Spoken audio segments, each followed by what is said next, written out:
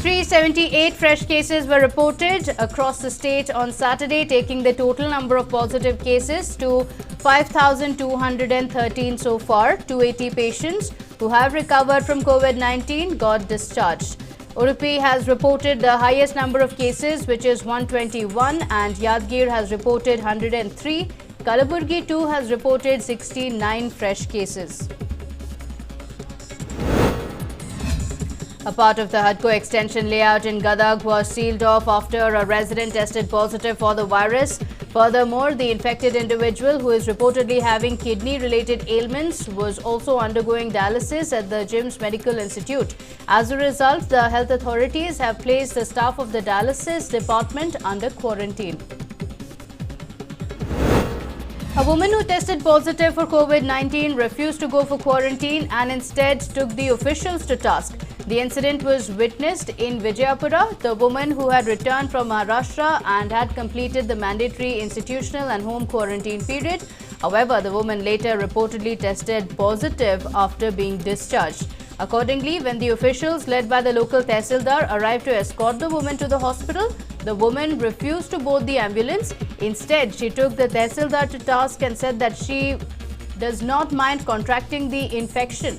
The woman finally boarded the ambulance after much persuasion. The famed Dharmasthala Manjunatha temple is all set to throw its doors open for devotees from Monday. Accordingly, sanitization was conducted at the Manjunatha temple. Arrangements have been made to screen all the devotees and provide them with hand sanitizers. Darshan will commence from 6 a.m. However, only sandalwood paste will be provided as prasadam. But the temple administration has decided to continue with its Annadasoha program. Devotees will be provided free food while following social distancing norms. The iconic Kukke Subramanya temple too will be reopening from Monday. However, the temple administration has decided not to offer any sevas or pujas for devotees. Accordingly, the various sevas will not be offered to the devotees. However, devotees have been permitted to take bath in the river and have darshan of the Lord.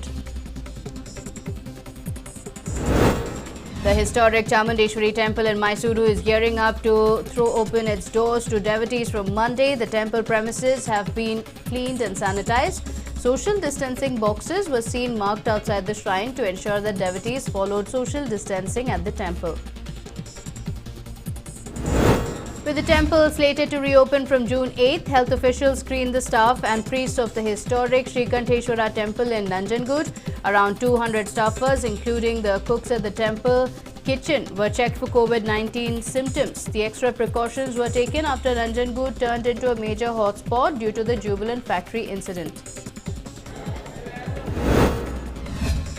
North Karnataka's famed shrines, including the Kudla Sangamatha temple in Bagalkot, as well as Sharana Basaveshwara temple in Kalaburgi, are set to reopen from Monday. Social distancing boxes and other precautions have been undertaken at the temple premises. The Kudla Sangamatha temple authorities have permitted devotees to have darshan between 6:30 a.m. and 12 p.m. for the next 4 days. Lodging and Annadasoha facilities at the temple will not be available. The historic and popular Dattatreya temple in Kalaburgi is all ready to throw its door open for devotees. Accordingly, temple staff has prepared social distancing boxes for the devotees to stand in queues. A large number of devotees are expected to arrive from across Karnataka and neighbouring states as well. Meanwhile, the historic Banashankari temple located in Badami at Bagalkot is also gearing up to reopen on June 8th. Devotees have been permitted to visit the temple between 9 a.m. and 8:30 p.m.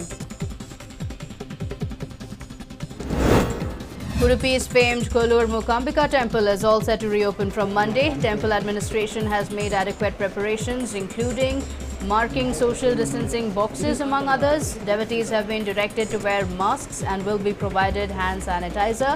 However, the historic Krishna temple located in the heart of Udupi will continue to remain closed. The decision was taken by the temple administration after the district reported rising number of positive cases, but devotees have been permitted to seek darshan from the Kanakana Kindi present on the temple wall. With the number of corona cases on the rise in Andhra Pradesh, the Andhra state government had not permitted the reopening of the shrines in the state. As a result, the famed Raghavendra Swami temple in Mantralaya will continue to remain closed till June 15th. This comes as a disappointment for many devotees in neighbouring Karnataka. However, Chikmagluru's popular shrines, Sharadamba Temple in Sringeri as well as the Annapurneshwari Temple in Horanadu have deferred reopening the shrines. The temple administrations have sought more time to prepare the temple premises in accordance with the centre's guidelines. With Belagavi continuing to report several positive cases, the district administration has postponed the reopening of the iconic Renuka Yellamma and Mayakadevi temple in the district. Accordingly, the temples will remain closed till June 30th. This decision has been taken over the possibility of the increase in influx of devotees from neighbouring Maharashtra. However, the decision has not gone down well with the temple priest. The popular Chamarajendra Zoological Gardens at Mysuru Zoo has laid out stringent norms ahead of its reopening on Monday. The zoo will remain open for visitors between 8:30 a.m. and 5:30 p.m. All visitors will be screened and provided with hand sanitizers. The zoo has barred the entry of kids below the age of 10 years and senior citizens above the age of 65 years. The zoo authorities will also be permitting just 1,000 visitors per hour to enter the premises. CBI officials have filed a charge sheet in connection with the investigation of the Yogesh Gowda murder case. According to the charge sheet, political enmity has been identified as the reason behind the murder. The charge sheet also states that 2 previous assassination attempts had been made on the Gram Panchayat member. Yogesh Gowda was a Gram Panchayat member in Dharwad who had been brutally murdered in 2016. An auto rickshaw driver had a miraculous escape after his auto collided with a parked ambulance. The incident was reported from Koppa and Chikmagaluru. The accident has been captured on CCTV. As seen in the visuals, the auto driver swerved to avoid a car which was turning, but later lost control and collided with a parked ambulance. Fortunately, he was thrown out of the vehicle seconds before the impact. A farmer was electrocuted to death after coming in contact with a live wire. The incident was reported at Alur in Davangere. The deceased farmer has been identified as 50-year-old Shivraj. The farmer was repairing the pump in his field when the incident occurred. A lorry driver committed suicide by hanging himself in the cabin of his vehicle. The incident was reported from Shrigaon in Haveri. The deceased lorry driver has been identified as 27-year-old Ishwar Gowda Patil.